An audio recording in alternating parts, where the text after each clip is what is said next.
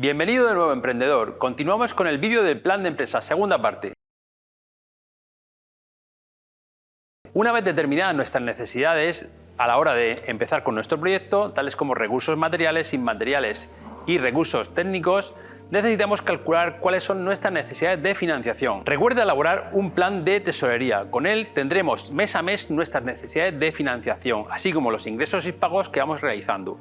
A final de cada mes sabremos si nuestro resultado va siendo positivo o negativo. La pregunta que se hace todo emprendedor es: ¿cómo puedo obtener los recursos necesarios para financiar mi empresa? Con el estudio económico y financiero determinaremos las siguientes cuestiones: cuáles son nuestras necesidades de financiación, dónde obtener el capital necesario, es decir, cuáles son nuestras fuentes de financiación, y cómo obtener una relación óptima entre los recursos internos y externos de nuestra empresa, es decir, cómo obtenemos una estructura óptima en nuestro patrimonio. Y en último lugar, tenemos que determinar cuál es la rentabilidad de la empresa. Así, las fuentes de financiación serán el medio para poner en práctica y en marcha nuestro proyecto. Este tipo de medios quedarán reflejados en nuestro patrimonio, de tal forma que configurarán parte de nuestro activo durante el neto y del pasivo de nuestra empresa. Recuerda que el activo es el conjunto de bienes y derechos que tiene nuestra empresa. El patrimonio neto son los recursos propios de nuestra empresa, tales como capital, aportaciones de socios y demás. El patrimonio pasivo recoge las obligaciones de nuestra empresa, por eso se llama estructura financiera. Las fuentes de financiación se pueden clasificar entre internas y externas. Las fuentes de financiación internas son aquellas generadas por recursos que pertenecen a la empresa, tales como beneficios no distribuidos, amortizaciones o provisiones. Las fuentes de financiación externas son los recursos que nuestra empresa obtiene del entorno de la empresa, pero que no pertenecen a ella, tales como aportaciones de los socios, otras posibles situaciones como crowdfunding, préstamos y otras fuentes de financiación. Con este estudio de viabilidad a través del balance podemos conseguir obtener nuestro umbral de rentabilidad o punto muerto. Recuerda que el umbral de rentabilidad o punto muerto nos va a obtener tres elementos fundamentales. En primer lugar, nos dirá el punto a partir del cual nuestra empresa comienza a ser rentable. Por eso es muy importante obtenerlo. En segundo lugar, nos dirá las dimensiones de nuestros costes fijos. Ya sabéis que es lo más importante a la hora de obtener beneficios. Y por último, nos va a determinar cuál es el punto o el precio a partir del cual podemos vender para que nuestra empresa sea rentable. Es decir, podemos vender sin incurrir en pérdidas. Una vez obtenido el umbral de rentabilidad, nos servirá en el futuro para plantear distintos escenarios posibles, tales como nuevos niveles de inversión, niveles de gastos y de ingresos distintos. Esta herramienta de comunicación va a ser especialmente útil a la hora de conseguir nuevos socios, colaboradores e inversores. ¿Cómo se pueden realizar estas estrategias de comunicación? Pasamos a ver cómo es el plan de comunicación o plan de marketing. El marketing es un conjunto de técnicas que nos van a ayudar a posicionar nuestra empresa dentro de un mercado que cada vez es más globalizado. Por ello, nuestro plan de marketing va a conseguir una serie de objetivos. En primer lugar, nos va a destacar cuál es la meta que queremos conseguir. En segundo lugar, nos va a dar información de cuál es el posicionamiento actual de nuestra empresa. En tercer lugar, nos situará en las metas que queremos recorrer hasta conseguir el objetivo final. Y por último, nuestro plan de marketing debe de cuantificar cuáles son los recursos que vamos a destinar a esta situación, a esta nueva campaña. Dado que los mercados cada vez son más globalizados, debemos actuar en esta situación a través de la dirección estratégica. Por ello, necesitamos un plan de marketing a través del marketing estratégico. Herramientas o estrategias basadas en características del producto, basadas en características del precio, en su distribución o en estrategias de comunicación o de publicidad. Así, estas estrategias de marketing deben de conseguir dos finalidades importantísimas. La primera es acercar el producto o hacerlo visible a nuestro consumidor final, y la segunda es que nuestro producto debe de incluir algún factor diferenciador, de tal forma que el cliente lo perciba como distinto a lo de la competencia. En primer lugar, las estrategias basadas en las características del producto deberán analizar situaciones como el color del producto, el diseño, la calidad, los materiales, una serie de elementos que hagan que ese producto sea atractivo al cliente. Las estrategias basadas en precio, en primer lugar, juegan con la situación o la percepción psicológica del consumidor a la hora de comprar. Así pues, la subida y la bajada de precios son lo que influirá en el producto y en el nuevo precio a destacar. En relación al posicionamiento, la distribución, lo importante es establecer una vía o un canal de comunicación entre el producto y el consumidor final. Ese canal puede ser más corto o más largo en relación a la distribución que queramos darle. Y las estrategias basadas en campañas de promoción o de comunicación se centrarán sobre todo en la imagen final y la percepción que el consumidor tiene de ese producto o de ese servicio. Otro elemento importante en nuestro plan de empresa es la elección de la forma jurídica más adecuada a nuestro proyecto. Las formas jurídicas de empresa van referidas a los distintos tipos de empresa que la Administración pone en nuestra mano para constituir nuestra empresa.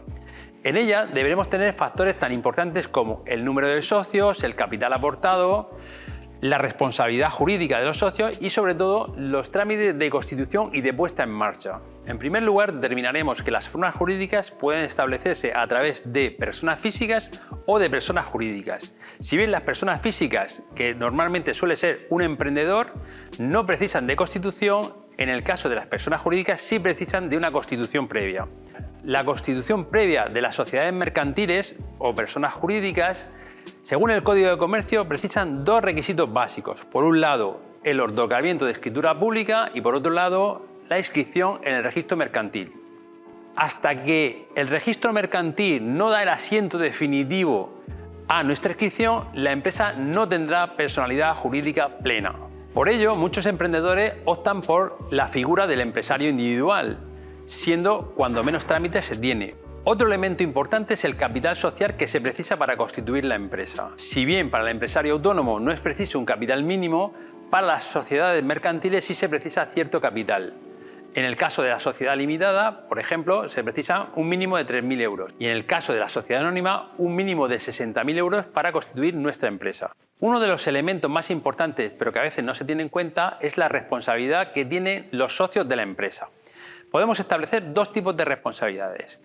Por un lado, la responsabilidad que es ilimitada, donde el patrimonio de la empresa y del emprendedor se confunden. Por lo tanto, si la empresa tiene una serie de deudas, si no es suficiente con el patrimonio de la empresa, esa deuda puede pasar al patrimonio del emprendedor. Otro tipo de responsabilidad es la responsabilidad limitada. Normalmente se establece en las sociedades mercantiles, de tal forma que los socios limitan su responsabilidad al capital aportado en la sociedad. En cuanto a los aspectos fiscales, podemos decir que las personas físicas tributan por el impuesto sobre la renta de las personas físicas y las sociedades tributan por el impuesto de sociedades.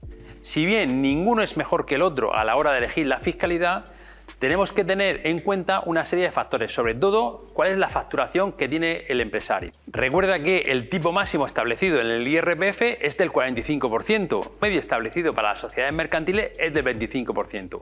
¿Cómo elegir entre uno y otro? Pues la que más se adecue a nuestras necesidades, sobre todo con la facturación que tengamos. Como podemos ver, la responsabilidad es ilimitada en el caso del empresario individual y en el caso de las sociedades mercantiles, como sociedad limitada nueva empresa, sociedad anónima o sociedad laboral, la responsabilidad es limitada al capital que se aporta. En el caso de la cooperativa dependerá de lo que elijan los socios en el momento de constitución. Si no dicen nada en su constitución, la responsabilidad será limitada, pero si lo prefieren puede ser de tipo ilimitada. Como vemos, en relación al capital, el empresario individual no tiene un mínimo de capital para constituirse. Sin embargo, en la sociedad limitada el capital es de 3.000 euros y en la sociedad anónima es, como decíamos, de 60.000 euros. Para el caso de la cooperativa no se exige un capital mínimo, sobre todo para las cooperativas de trabajo asociado. Los trámites de constitución tendrán como objetivo constituir nuestra sociedad. En el caso de las sociedades mercantiles es imprescindible y los trámites de puesta en marcha son aquellos que van a hacer comenzar con el inicio de la actividad. Como hemos dicho antes, el empresario autónomo no precisa de constitución, pero nuestra sociedad mercantil sí. Y los requisitos mínimos que establece el Código de Comercio son los que decíamos, el otorgamiento de escritura pública y su posterior inscripción en el registro mercantil. Pero esos trámites no son únicos, sería conveniente hacer una serie de trámites previos. No podemos dejar al azar la elección del nombre de nuestra empresa, porque puede estar usado por otro previamente. Por ello, sería preciso solicitar una certificación negativa de denominación. Con ella obtendremos si nuestro nombre está en uso o nos lo pueden reservar. En el caso de las sociedades mercantiles, como la sociedad anónima o la sociedad limitada, debes de pedirlo en el registro mercantil central. Y en el caso de las sociedades cooperativas, en el registro central de cooperativas. Para constituir nuestra sociedad podemos aportar tanto cantidad de dinero en metálico como otro tipo de bienes que sean valorados previamente. Lo más normal es que se deposite bancariamente estas cantidades antes de ir a la notaría y antes de realizar el otorgamiento de la escritura pública. Así, la escritura pública de nuestra sociedad llevará un certificado bancario con los depósitos efectuados, garantizando llegar al mínimo legal exigible en cada caso. En la escritura pública se suelen aportar los estatutos de la compañía. Estos estatutos son la referencia a la hora de regirse durante toda la vigencia de la empresa, estableciendo situaciones como el reparto de beneficios, las reuniones y tipo de reuniones, la elección de los administradores y, en su caso, si hiciese falta algún tipo de interventor. Sería aconsejable que previamente se hiciera una calificación de estos estatutos para ver si están ajustados o no a derecho. Una vez que tengamos nuestros estatutos, con ellos debemos ir al registro mercantil correspondiente y solicitar la inscripción de ellos. En ese momento ya podemos solicitar un CIF provisional para empezar a realizar algún tipo de compra, pero recuerda que nuestra empresa no está totalmente regularizada. Hasta que el registro mercantil no responda con la inscripción definitiva, nuestra empresa no tiene personalidad jurídica plena. Por último, nos quedan los trámites de puesta en marcha. Con ello conseguiremos que nuestra empresa comience a funcionar. Los trámites de puesta en marcha serán los siguientes. Por un lado, los trámites fiscales normalmente se realizan con la agencia tributaria y consiste en dar de alta a nuestra empresa en el impuesto de actividades económicas, la elección del tipo de tributación, como dijimos, impuesto de sociedades o impuesto sobre la renta de las personas físicas, y la elección de un sistema de tributación adecuado a nuestra empresa, así como el régimen de IVA que llevará nuestra empresa. En segundo lugar, realizaremos una serie de trámites laborales ante la Administración Laboral. Debemos dar de alta a nuestra empresa en la Seguridad Social con la afiliación de la empresa y luego afiliación posterior de todos los trabajadores, alta y baja de aquellos trabajadores que necesitemos, y regularizar sus contratos a través del Servicio de Empleo Público. En el caso de que hubiésemos elegido la figura del empresario autónomo, deberemos al mismo tiempo de darnos de alta nosotros en el régimen especial de trabajadores autónomos, en el RETA. En tercer lugar, deberemos hacer una serie de trámites municipales. Comenzaremos con la licencia de obras si es precisa y con la licencia de apertura del local. Y en cuarto lugar, nos queda que realizar una serie de altas en las distintas direcciones generales de nuestra comunidad autónoma en relación con la apertura del centro de trabajo y de la actividad que vayamos a desempeñar.